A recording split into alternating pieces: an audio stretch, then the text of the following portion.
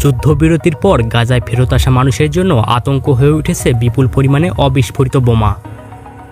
ফিলিস্তিনের অবরুদ্ধ গাজা উপত্যকায় ইসরায়েলি বাহিনীর 1 বছরেরও বেশি সময় ধরে চলা ভয়াবহ হামলায় জমে উঠেছে প্রায় 7 কোটি টন ধ্বংসস্তূপ।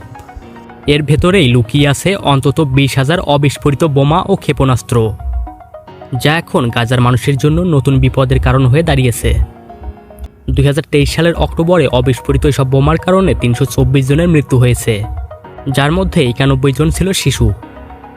ব্যাপক অবিস্ফোরিত বিস্ফোরক থাকার কারণে মানবিক সহায়তা প্রদান ও পুনর্গঠন কার্যক্রম ব্যাহত হচ্ছে।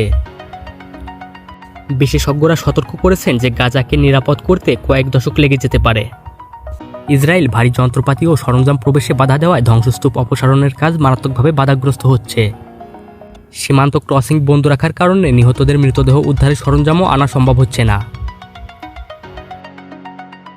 জাতিসংঘ মাইন অ্যাকশন সার্ভিস। জাতিসংঘের এই সংস্থাটি গাজায় মানবিক মাইন অ্যাকশনের সমন্বয়কারী হিসেবে কাজ করছে। তারা বিস্ফোরণের ঝুঁকি সম্পর্কে সচেতনতা বৃদ্ধি ও বিস্ফোরক অপসারণে সহায়তা করে। জাতিসংঘ মাইন অ্যাকশন সার্ভিস স্থানীয় ও আন্তর্জাতিক অংশীদারদের সঙ্গে কাজ করে এবং বিস্ফোরণের ঝুঁকি সম্পর্কে জনসাধারণকে সতর্ক করে, যাতে তারা নিরাপদে চলাফেরা করতে পারে।